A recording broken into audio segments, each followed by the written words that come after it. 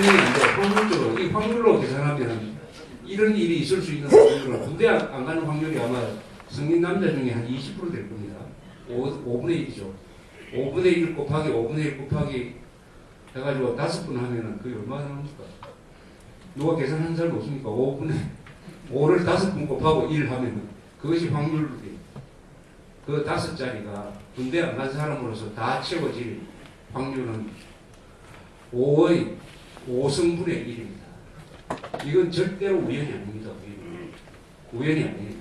그래서 이런 걸 우리가 감안하고 해야지 쓸데없는 기대를 하면은 실망으로만 끝나고 어떤 사람한테 다 맡겨놓고 우리는 놀다가는 그 사람이 막 그 의무를 해태를 하면은 완전히 이게 썩은 새끼줄 잡고 저 인수봉을 오르다가 새끼줄이 끊어져가지고 떨어지는 거하고 마찬가지니까 반드시 보조자의를 하나 가지고 있어야 된다 하는 것입니다. 보조자의는 무슨 자기가 보조자의이 돼야 되고 그 다음에 이런 애국단체가 돼야 되고 대안을 찾아야 되고 이렇게 하는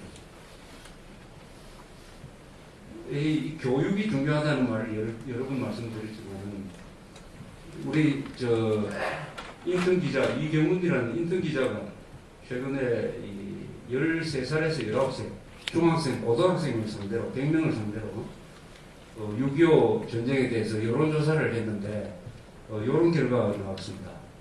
첫째, 6.25 한국전쟁이 무엇인지 아는가, 6.25 전쟁이 뭔지 아는가 하는 것은 93%가 안다고 했어요.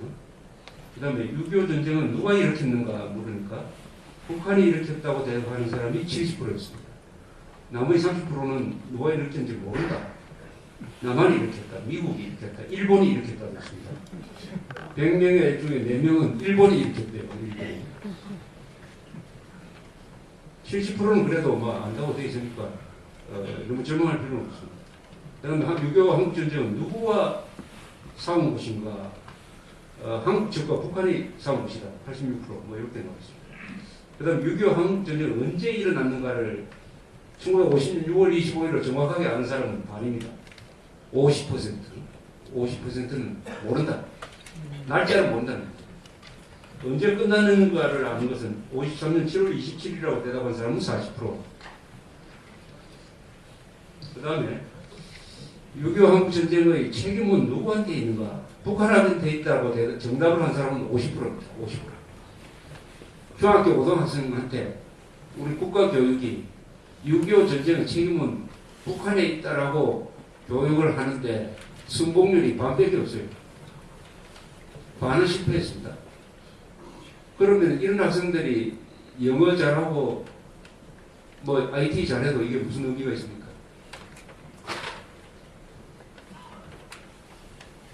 그 다음에 6.25 전쟁 당시 북한의 지도자는 누군가? 김일성이라고 하는 것은 74%. 6.25 한국전쟁 당시 북한을 도운 국가는 누군가? 중공과 소련이라고 대답한 사람이 68%. 미군이 얼마나 전사했느냐에 대해서 5만 명이라고 알아맞힌 사람은 17%. 모른다는 42%. 그 다음에 인천 상륙작전을 아는 사람은 73%. 이렇게 많습니다.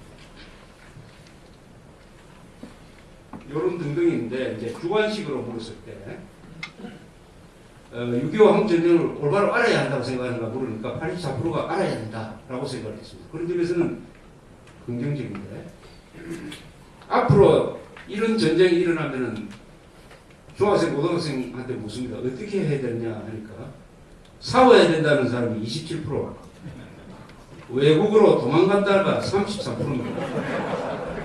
어떻게 해야 될지 모르겠다 24%. 그래서 싸워야 된다가 27%. 1950년대의 소년들한테 이걸 물었으면 100%가 싸워야 한다고 대답했습니다. 27%만 싸워야 된다. 그러니까 우리가 국민교육에서 성공 확률이 지금 27%예요. 27%의 괜찮은 학생들을 키우고 있는 겁니다. 27%를 키우고 30%가 외국으로 달아난다고 정정당당하게 지금 이야기하고 있습니다. 이것은 아주 중요한 우리 구조적인 문제를 보여주고 있습니다. 뭐냐 하면은 이게 나라가 잘 살면은 민주주의가 된다 하는 것은 우리 대한민국이 실증을 했습니다. 나라가 잘 살면은 민주주의가 된다. 경제 발전이 민주주의의 전단계다. 한국이 과연 부자가 되니까 민주주의가 됐어요. 그래서 나라를 잘 살게 만든 이승만, 박정희는 한국 민주주의의 가장 위대한 건설자다 하는 것은 입증이 됐어요.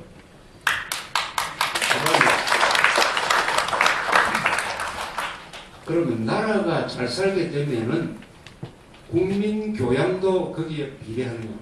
나라가 잘 살게 되면은 국가 기강도 비례해서 튼튼해집니다. 나라가 잘 살면은 법치도 확립이 되는 것이냐. 여기가 이 부분에 가니까 이게 거꾸로 지금 결과가 나옵니다. 나라가 잘 살수록 법치는 엉망이 된다. 나라가 잘 살수록 국민 기강이 무너진다. 나라가 잘 살수록 교양도 무너진다. 나라가 잘 살수록 무례해지고 무법해진다. 나라 잘 사는 거하고 법치가 비례관계로 가야 발전이 있는데 이게 거꾸로 되었습니다. 거꾸로. 이게 아주 중요한 문제를 우리가 던지고 있습니다.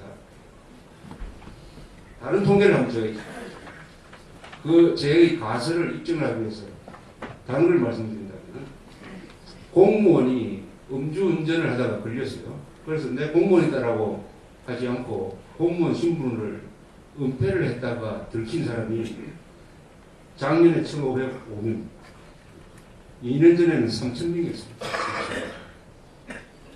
경범죄라는 게 있습니다. 이 경범죄 처벌법 위반 이게 아주 고약합니다. 술 취해가지고 파출소 때려 부수는 사람, 고성방가하는 사람,